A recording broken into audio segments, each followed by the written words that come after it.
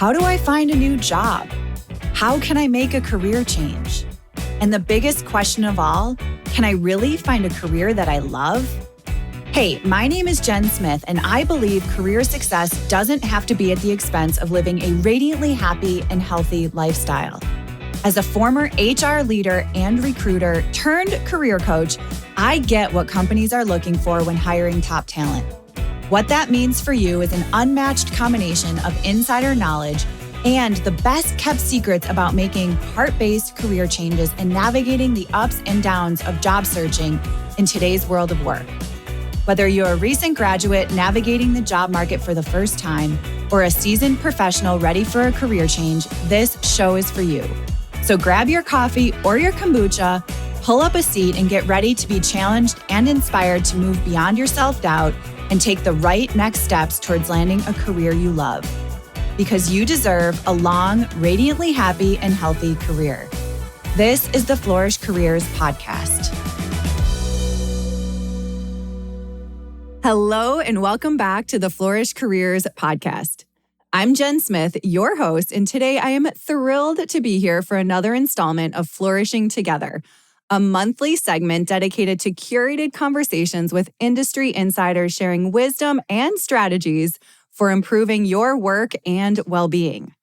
And today I am delighted to introduce you to Andie Herbert.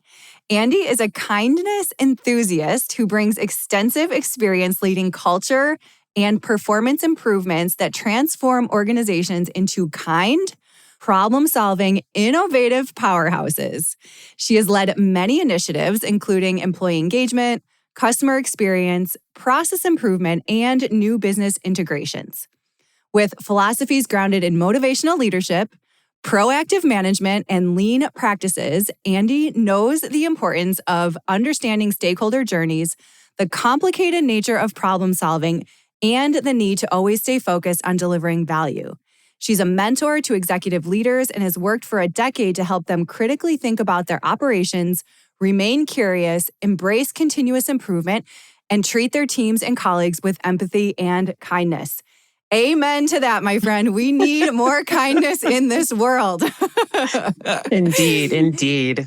And Andrea lives in the Metro Atlanta area with her family and enjoys traveling, baking, and always learning new things. And I have to share a fun fact. So Andie and I met on LinkedIn. So she commented on one of my posts that was related to gratitude.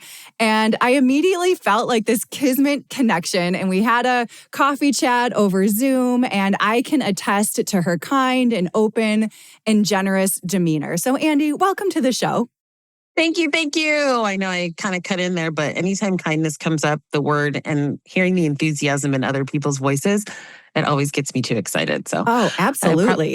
But I am absolutely thrilled to be here and excited to just have a conversation today. Excellent. Well, thank you for being here. And we are going to talk about emotional intelligence and how to maximize each day without sacrificing well-being. So this is music to my ears, and it reminds me of my favorite Muhammad Ali quote. I've used this quote like all over the place for years now, and it's, "Don't count the days, make the days count." And it's so spot on for the conversation that we're having that I couldn't help but share it. So hopefully that resonates with everybody listening as well. Before we dive in, Andie, do you mind sharing a little bit more about emotional intelligence and what that is so folks can make sure they're on the same page? Absolutely. So you will either hear emotional intelligence or you'll hear the term EQ. And really what that is it's about your ability to manage your own feelings, understand kind of your own process for how understand how you process information, where your stuff might be coming from, how that might be generating emotions for you. And then it's about understanding other people as well. So it's really a lot of self-awareness. How do you manage and regulate yourself? How do you respond and react to other people? And then how do you kind of think about where other people are coming from as well? Yes, thank you for sharing that definition. And this is just so powerful in the world of work and working with teams and clients and all the things, and just knowing that about yourself and being self-aware can really, drive performance overall in an organization and on a team. So I want to dive in here and just learn a little bit about you and how this emotional intelligence and how it's helped you navigate professional situations, whether it was a challenging situation, and how that maybe knowing about emotional intelligence led to a better outcome. Yeah, I mean, I think the thing with emotional intelligence is usually you don't understand it or understand the process of it until you've had a failure, if you will. And so I was lucky enough, and I have been lucky enough to have really great mentors in my life. And I originally come from healthcare and technology, and had been at huge academic medical centers and sort of working with huge budgets and the like, and took a role with this said mentor where we went to a small community hospital to kind of help and support transition and transformation over at that hospital. And if you know me and you know anything about me, I am so much about the customer/patient experience. And it's like we give of ourselves as an organization to make sure that our patients and our customers are having a good experience. One of the things that is most challenging for me is this idea of policy, like where we say, oh, well, this is our policy. Well, this is our policy. And there isn't this connectivity back to where we're actually dealing with real people, particularly in healthcare. And so as we're trying to solve this problem of a significant lack of patient experience, this person just keeps saying to me, policy, policy, policy. And now my blood pressure is up. And now I've forgotten all my kindness stuff. So I go back to my mentor, who happened to be the COO also of the organization. And I'm railing, la, la, la, la, and I can't believe this. And and he just said, hold on a second. This is the world they've been living in. This is, they didn't have this opportunity to think about patients first. They were instructed by policy. And that was that moment where you're like, oh my gosh, I have not spent enough time here thinking about somebody else's experience. I have not spent enough time understanding that I am a kindness enthusiast. And so I have to recognize that I could be triggered by things that are unkind. And I think that's where sort of the emotional intelligence piece for me sort of started to come into play, right? It was like, oh, I was not being very kind in that situation at all. That's not who I want to be as a person. So I had to go back and take stock for myself, kind of rethink about what am I really trying to do? Where am I trying to be at? Is that the approach I want to take if we're trying to push, sort of these thoughts about how we think about customers and the like? And so anyway, I say all that to say that's really sort of the genesis of where I was realizing I was not even aware of my own stuff, and then had to go kind of do that work so that we could, sort of reset and get to the end state that we both wanted. Because nobody in hospitals or healthcare want to hurt patients, right? So it was an opportunity for me to see where I was coming from myself, and then try and understand the perspective and space that they were coming from so we could come back together and have a better conversation, more productive conversation. Wow, what a powerful teaching moment from on your mentor's side. I mean, congratulations to that mentor for recognizing that teaching moment and being open to sharing that feedback with you in order, for you to understand your own emotional intelligence and where you were coming from with the whole policy. And we've always done it this way, and this very black and white view of things, where it sounds like you have much more of a creative spirit, and it's more of like the spirit of the law versus the letter of the law. And I could see in healthcare where it's a little bit more of the letter of the law and where they were coming from. But congratulations to your mentor for, teaching that moment, which I think is so powerful. And then for you recognizing that and taking it back to, the team in order to best serve patients. And you're right. Nobody wakes up every day and says, oh, I'm going to go do harm today, or, oh, I'm going to go to work and do a terrible job. Yeah, I'm going to go to work and fail. Like, nobody wants to do that, And so when we know our own emotional intelligence and how we react and what our triggers are, that can be so helpful in order for us not to fail and, kind of make the best of every day. So 100%. And I think you have to be willing to understand that part of yourself. So Mm, a lot of our philosophy when we do coaching is around accepting and being open to failure. right. Like the work that can go on and the space that you can get to when you accept that you're going to fail. Like it's going to happen it's going to happen no matter what we do. We want to step aside from perfection. We want to be prepared to continuously learn and grow and develop. And so part of the reason he is my mentor and he knows me very well is he knew he could say that to me and that I wasn't going to be in defensive mode, ready to like defend my position because he actually agrees with me. We don't want to be just thinking policy, we want to be thinking people, but he knows that yes, we need to have this conversation and he knew I was going to be open and willing to it. And I think that's a huge part of emotional intelligence, right? It's really being open and prepared to accept that feedback, not take it as a thing that is a flaw on your part, but an opportunity to continuously kind of grow and develop yourself. Yes, I feel really lucky. I learned kind of guidelines around giving and receiving feedback really early in my career. And I kind of grew up in a culture that was very open to that.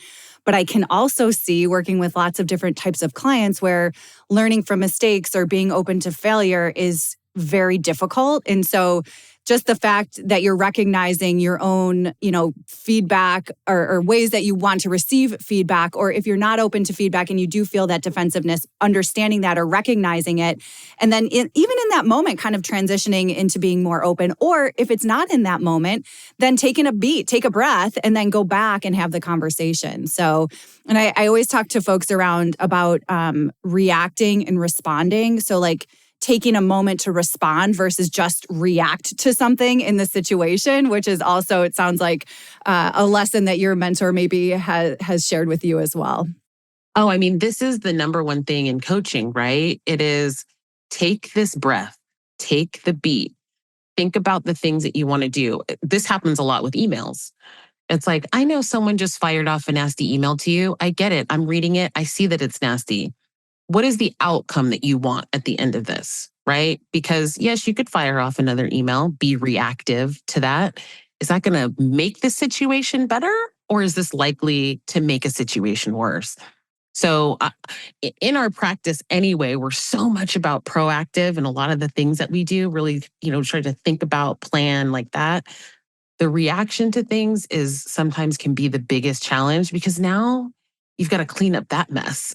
Yes. And then you're stuck in that space too. Like you get stuck in Yeah. that headspace and you're ruminating. And when you think about emotional intelligence and maximizing each day, when you're sitting in that negative space or you're cleaning up a mess or you're reacting instead of responding, you're wasting so much energy and so much time that's not needed when That's right. really usually a quick conversation can help kind of get things back on track. So, Yeah, yeah. I worked with a company and I absolutely love this. And we teach this now. It's around starting from a place of positive intent. Oh, Like, yes. let's not believe a person is actively trying to fail, that a Right. person is actively trying to attack you. Let's start from a place of positive intent. That way we really can go have great conversations with each other to find what are the things we have that are in common? What are the goals that likely there's similar goals that we're trying to achieve.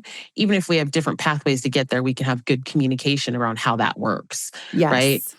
Assume positive intent. That was something I also learned very early in my career. Yeah. So we're definitely on the same page and maybe had some of the same teachers, it sounds like, which is so lovely. Some good teachers. Absolutely. That's very fortunate and lucky to It have really is, great leaders coming up. Yeah. for sure.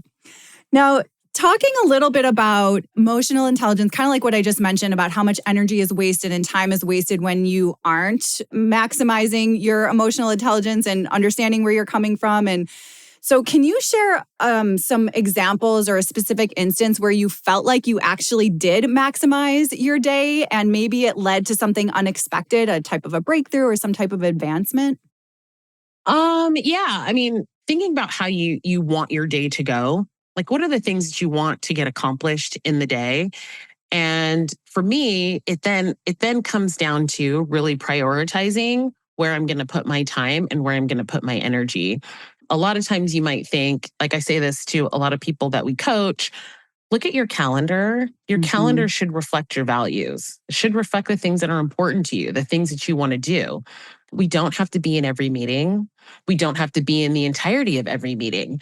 You know, is that it? Look at your space and how you're spending that time and where that value, where where the value is coming from for you. What I typically find for myself is, because this is a work in progress. It's always a work in progress. It is not perfection. It's never perfection, even for those of us who teach it.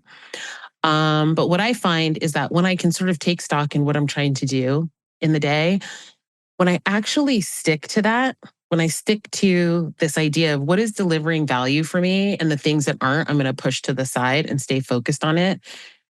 Even if I don't complete every task in that day, the sense of accomplishment that I have, because my energy that day has been spent on the things that I know are valuable, even if they didn't all get completed. So I think for me, it really is this sort of daily work of really looking for ways to deliver value back to myself. No matter where a project starts or ends, I feel good about it because I feel like my time was used in a way that was meaningful for me. Yes, I talk about energy audits quite often with folks. And so, actually, in the world of career and career clarity, when someone's in a role that they don't love, I help them take a look at their calendar and say, okay, let's do an energy audit and say, out of everything that you did for the past month, let's go day by day and see which tasks actually generated your energy and how you added value. And I love how you said added value back to yourself. So it's not so much externally adding value, it's adding value to your own self, which is a really interesting way to think about it. But it's true, because when you are doing work that generates your energy, that's going to make you happier. It's going to make your clients happier. It's going to make your work more fun and fulfilling. And that's really, really what it comes down to. And I also heard in there like this idea of prioritization, which I feel as though I talk to people on the daily about ruthless prioritization, and especially people that work for these organizations that have 1,000 priorities and everyone's running in circles because they don't know what the top priorities are. And that can really trickle down from a leadership perspective when folks aren't prioritizing, and even you prioritizing your own day to maximize each day. So 100%. I will say this, and we say this to organizations that we work with. You just cannot have that many priorities. Right. When you really think through what people can handle in any given day, you're talking 2 to 3 kind of, goals that they can try to accomplish at any given point, right? You just can't expand that. When you do, and we see it constantly as workplaces are constricting and, people are doing more with less time, we are seeing that nothing is ever done. Let me not say nothing. Things aren't done great. They're done so. They are checkboxed. There's no passion in it. There's no thought. When we talk about problem solving organizations, this is where we're talking about people being able to be creative around how do we work better? How do we work more effectively, more efficiently? Everybody wants to work efficiently. Nobody wants, and when I say efficiently, I don't mean stress to the nth degree of their life. They want to work effectively. Everybody wants to get their stuff done. We can't do that if it's too much stuff. And I'm just going to add this small tidbit. I was actually just talking to my mother about this because she grew up in a time where it was like, multitask. Of course you multitask. If you don't multitask, you are wasting your time. Idle hands are the devil's playground. Like this whole thing, right? And it's like, actually, you can't multitask. Our brains don't allow us to do it. And so now we're beating ourselves up over something that is biologically impossible. We are now beating ourselves up because we didn't multitask. And by the way, maybe we're even getting some side eyes from some colleagues, from maybe bosses, because we're not multitasking. And it's not a real thing. We can't do it. We literally are continuing to set up employees for failure because we set this expectation that it's just not possible. Oh my goodness. I couldn't agree with this more. If you guys saw us on video, I'm shaking my head. I'm like jumping up and down. It's so true. And I have to tell you, Andie, my word, so usually I pick like a word or a theme of the year. And for last year, my word was presence, because my brain could not handle any more multitasking and any more things being thrown at me all at once. I can only do one thing at a time, or else I'm just totally drained and exhausted and all the things. And I see it all the time. I join meetings and I see nobody's paying attention.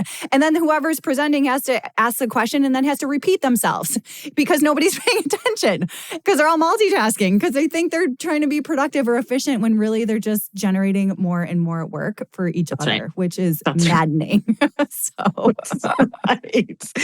like we've got to multitask so that we can get more done, but then we don't get enough done. So now we're multitasking so we can get more done. And I'm like, oh my God. And then we're redoing because we're making mistakes because we're multitasking. It just never ends. It's never ending. Yes. Oh, I feel like we could talk about that for days. So actually, to that point, in this crazy fast-paced world we're in and all the distractions and how abundant all of those distractions are, what are some ways that we can use our own emotional intelligence to help us stay focused and make the most out of each day? Yeah, I mean, it starts with that self-awareness, right? Where am I starting to feel overwhelmed? Am I starting to feel like burnt out? Am I starting to feel like this isn't fun? So sort of begins with that self-awareness. And then, as we said before, you have to take the breath. Mm-hmm. And I don't just mean sitting at your desk, taking a breath. I mean, sometimes you've got to get up from your desk. We have made this thing, oh, I didn't eat lunch all day. I was at my desk all day. And don't even get me started on work from home. Work from home, you're like, maybe head into the kitchen to get your food, and then you're on, turn the video off and put yourself on mute during the meeting at lunch while you're shoveling food in to get to the next meeting. We have to take a breath. Our brains don't even function in that way. So this idea of getting up, stepping outside, maybe it's going to a quiet room. So this level of, so I think the emotional intelligence piece starts with really self-awareness. Thinking about the things when you can feel this overwhelming sense coming on, and then taking action. You are not going to be able to ignore it. Listen, as a victim to this, you'll be able to push it down. Sure. Oh, yes, I'm feeling a bit of anxiety, but I got another meeting, so I can't wait. Oh, I'm feeling overwhelmed, but I got another meeting, so I just got to you will be able to do that for a short period of time, but it will show up again. And when it does, it's explosive, right? And here's where I will add, I know we're talking career, but we're whole people, right? And so we will hold all this stuff inside, or, be frustrated with the people we're working with, be frustrated with our work environment. But guess who gets the lion's share of that frustration? It is not the people at work. And so when we're not self-aware, when we don't give ourselves that break, I'm just going to call it that breath, that beat. When we don't do that, it shows up when we're driving on the road and we're road raging out. It shows up when we're yelling at loved ones. It shows up when we cancel, outings with friends. It shows up in these ways where it's really unhealthy for us. Yeah, and I'll add to that, it shows up in our own bodies. Like we end up sick and we end up unhealthy. And when you're unhealthy, you're not anything to anybody. Nobody. So it's so important to understand where and everybody's different. That's the other thing. I think we get caught up in, working with our coworkers, and one person might be at a different capacity in terms, and everyone has different things going on in their lives. And I always talk about like seasons of career. Your season of career is probably very different than your coworkers.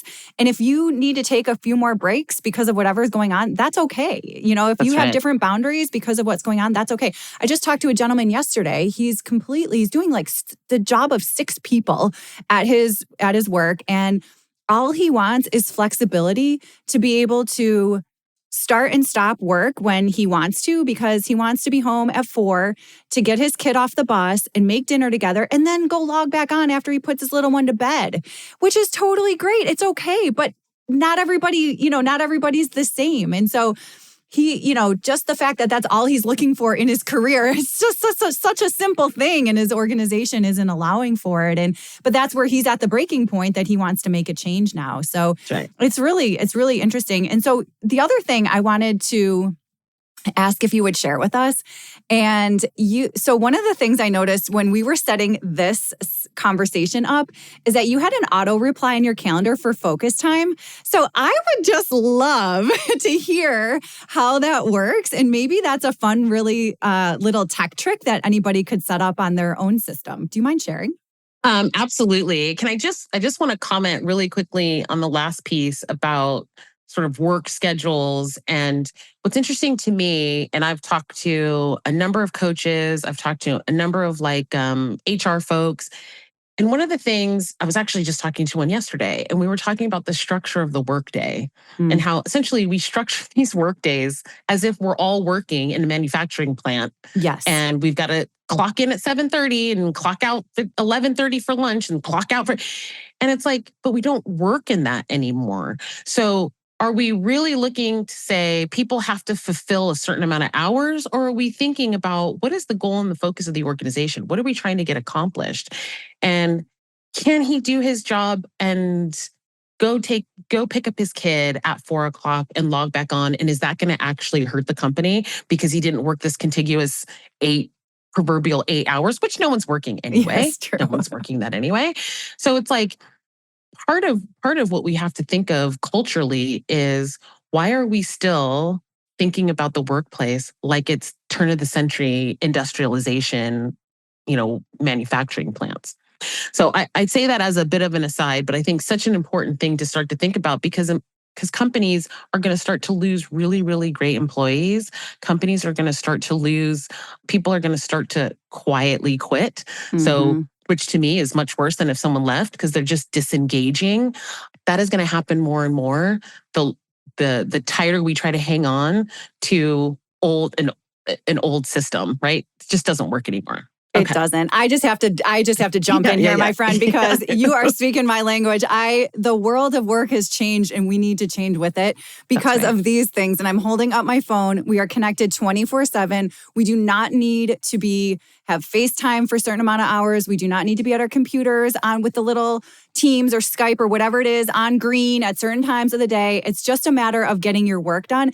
And if leaders would manage the performance versus time and attendance, our world would be 100 times, our working world would be 100 times more fulfilling. So yeah, I'm totally on the same page with you. It's an insanely simple thing. It is. And you have this conversation, I don't want to take us too much to the side, but you have this conversation. It's like, well, certain jobs require certain hours. And okay, well, then we look at it based on that. We don't just set a standard and a policy that is not necessarily the most effective to the organization.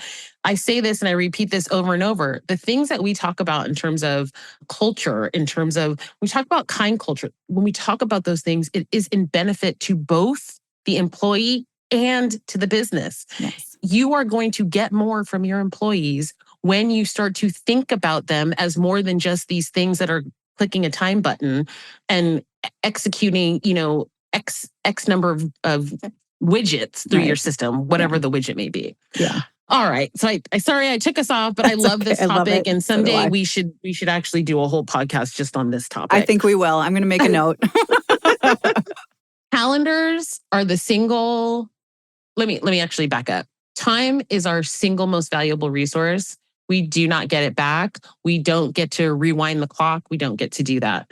Calendars are how we can absolutely manage our time. I say, if it's not on the calendar, it doesn't actually exist. That's number one. And it shouldn't exist on your calendar if it's not delivering value. And you know me, I'm all about personal value as well. So even in my years of leading teams, we look to block time. We call it time blocking. So I worked at a couple of the hospitals that I worked at were very, very specific about this, right? Because we wanted leaders to get out of their offices, go round on their floors, go visit with their staff, go talk to their teams and the like. And so we blocked time for that. My focus time, I block it because if I don't, someone will fill it with a meeting. And now the time that I want to use that for, and that could be to do any kind of deep work, right? Where I just need sort of an hour, 90 minutes of like straight focus. I make sure that my messenger is off. I make sure, so that this is the time where I'm going to work on X, whatever X is. Most calendaring systems will let you do this today. I highly suggest doing that. I even sometimes say using that focus time to be the time that you get up and walk out. that you Nice. go for a walk, because you can do strategic thinking while walking outside. Yes, you can probably do it better. Strategic thinking, while having your cup of coffee, tea, or whatever on your deck. I think that if you can block that time on your calendar, you can use it for whatever you see fit. It could be work time, it could be personal stuff. But I think blocking it, and then this is the key, protecting it at all costs. Does that mean at sometimes there might be a couple times in the year where things have to change because things come up? Of course, it's not, that's why they're not in pen. You can delete stuff, but it is on you to protect that time. Protect that time for yourself to do the things that you need to do. This will help with, I got meetings stacked from 7:30 till 5:30. Now I've got to do my work, right? I'm gonna cook dinner for the kids. And then I'm gonna hop back on my computer to do the work from the day that I couldn't do. That will help curb that. I literally just had this conversation with somebody about 3 hours ago about how they work. It's a global organization and they work, 7 to 7 or 7 to 10 or something. And it's jam-packed with meetings. And they're all complaining about that. And I'm like, well, you've got to block time to actually do your work and protect that time. I got this from somewhere, I don't remember who, but it was TTT, time to think. And I would block that on my calendar in the mornings because I know that's when my brain is functioning the best. Some people function better in the afternoons, whatever. But I always recommend block your focus time when you're at your best to actually get work done. And those meetings can wait, or they can book around you, because if you're not getting your work done when you're at your best, then what else is there really? Yeah, what's the point? Yeah, what's the point is right. And I think that we have created a level of value, and you'll notice I use the word value a lot of value in our calendars being booked with meetings, that you're in every meeting. I'm in it. Oh, I've been in meetings all day. I'm like, it's like a badge of honor. It is a badge of honor. And that's the shift that we have to make, because most of the time, as you mentioned, I think at the top of this, people are emailing and they're doing other work and whatever while they're sitting in this meeting. If you're doing that, then you don't need to be in the meeting. You're not delivering value to that meeting and you're not getting value out of that meeting. Right. So why are you there? Right. So we need to defunk this idea that if your calendar is stacked with meetings all day, that's how we're going to determine whether you're important or not. It's not. To me, probably, me and colleagues used to talk about this when I worked at this company. I used to be like, if the person who set up this meeting, if the money for this meeting, for everybody sitting in this meeting, had to come out of their personal budget, I bet you this meeting would not have 30 people on it. This is true. And I bet there would be a lot more meetings that turn into emails if people thought about the dollar amounts that are around that table or proverbial table. Absolutely. Oh my gosh, that's right. So good. We should make like a billboard that says that, like, calculate the salary around the table in your meeting before you actually set the meeting. That's right. And we have to put that value on the meeting. This meeting is currently costing the company X dollars. Let me tell you how quickly CFOs would be like, all meetings cut in half. Yes. We're not even allowing you to book hour-long meetings. You have to get special approval. Yeah, that's so good. Oh my God, that is just really, really good to think about. I love it. Thank you for sharing. Really good tips, and using your calendar and putting the autoresponder on when you're, in that focus time, and getting outside during your focus time. All really good ideas. So thank you so much for sharing that. Absolutely. Now, sometimes in organizations or in our day-to-day, people struggle to say no to additional situations or additional commitments. And so that can also lead to overwhelm. And I talk a lot about this with my beloved community. And so I was just curious if you can help us, help others put boundaries in place and be able to say no kindly and politely in a way that isn't going to affect somebody's career. Yeah. Well, this, again, I feel like a broken record, but I ask myself two questions. Am I getting value or am I giving value? If I can't answer that question, if I can't answer yes to either of those questions, then I'm questioning, for example, if someone's asking me to be in a meeting, how am I going, what is my role in this meeting? How am I going to, what can I provide? How am I going to help?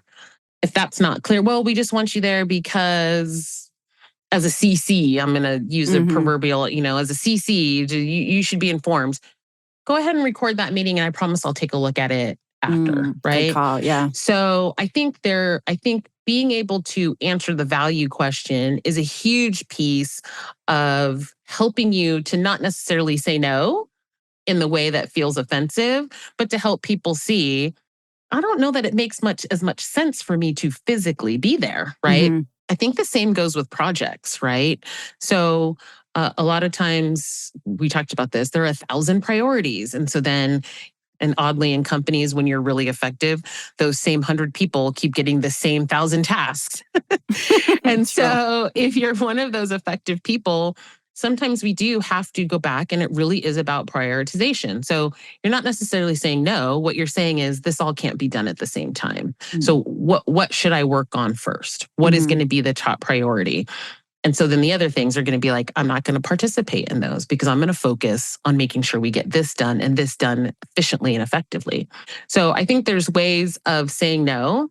And by the way, I would like to say we should be able to say no, and people shouldn't be offended by that. And we should create cultures where we're understanding that if you're asking someone to do something, that means there's a 50-50 chance right. they might not do it, and that shouldn't be offended.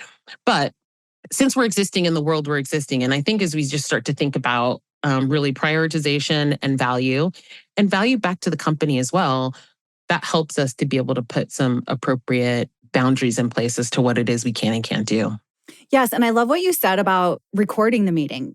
You don't have to be there in person as a commitment on your calendar. So it's okay to say no, but maybe it can be recorded, or you can catch up on the notes. Or I like to say sometimes like, hey, I can't make this. Let me know what you need from me, and I'll make sure you have it before the meeting, and then I'll catch the notes after. So like you're politely not even using the word no in that situation. Just like, hey, I can't make it. Let me know what you need from me, and I'll catch the notes after, or I'll listen to the recording on my walk in the morning, or whatever it is. Like there are asynchronous ways, I think, that especially with technology, that we can get really creative in terms of not adding more to our plates, our plates that are already full. So really good thoughts. That's right. Yeah. I emphasize though, because even the recording, listening to the recording of it, what value do I need to bring? Right. Or what value am I going to get? Because even my walk time in the morning, if there's something more valuable I can be doing for myself or my organization, I would rather do that. So it's sort of the idea of, and we've all had this, of showing up to a meeting and no one has an agenda. And then you're like, okay, what do we, I'm at this meeting, but I'm not sure what this meeting is about. Like if I don't know what a meeting is about, I am not attending investing my time, right? Yeah. I am recommending to every single person, if a meeting ends up on your calendar, there isn't clarity around what that meeting is, email the coordinator, email the person having the meeting and ask, so that you can start to set this new culture in action. Just wondering what this meeting's about. How can I be of support, or is there something I need to get from this meeting? Right? To start saying, you're just not going to show up to things that just show up on your calendar. We've got to have an understanding of why and that value. What the point is, yeah. And then think about the calculated salary and then turn it into an email. So I love it. I love it. Well, this has been so much fun. Andie, as we kind of come to a close here, you've shared tons of tips and tricks with us. So I'm going to actually put those into a nice little chart for folks and summarize them for folks. But I always like to ask my guests for a flourishing favorite. So a book or a podcast or a resource that has had some type of impact on your career and why you would recommend it to our listeners. I think without question, I actually would gift this to my staff. I love Brené Brown's The Gifts of Imperfection. Oh, yes. Absolutely life-changing in helping me realize that it really is, life is so much about progress and less about perfection, really. I mean, it just is about progress. We get so consumed by the outcome that then we're just not even enjoying the journey at all. And my hope and my goal with everything that I do for myself and is to teach this is that let's fall in love with the process. Let's enjoy this journey, the things we learn, the celebrations we have over the accomplishments, the celebrations we have over the failures and the things that we learn. to get in this space of just enjoying the process of it all. And that book really, really helped me get there. So good. I have goosebumps. You're so right about that. And man, I wish I had someone like you to tell me that early in my career, because I remember just running to the next thing and running to the next thing and wishing the days away and not even recognizing what was going on in the moment. So yeah, thank you so much for sharing that. That's a great addition for the list. Awesome. Now, I know you're launching a couple things, so I'd love for you to share with our listeners what you're launching and maybe where they can find you online. Yes. So my business partner, her name's Rachel Gass, and we actually do a podcast ourselves, and we'll extend an invitation to you to that as well. We do a podcast called The Culture Chat, where we just really talk all things workplace culture. So you can find that on any of the platforms. In addition to that, we have a couple of workshops that we're doing. We have one called Find Your Leadership Voice, which is an amazing kind of 8-part workshop for not just leaders, but individual contributors as well. And that really goes through a whole host of things around, kind of who you want to be as a contributor, as a leader, emotional intelligence, sort of finding your ground and your footing, establishing what your brand is going to be and sort of moving in that space. So find your leadership voice. And then we have one workshop. It's a 3-part series called Maximize Your Minutes. And when we talk about time management and the journey of time management, this is not trying to shove as many things into the day as possible, but really trying to focus on the things that are driving and delivering value each and every day. And that includes your family, your friends, yourself.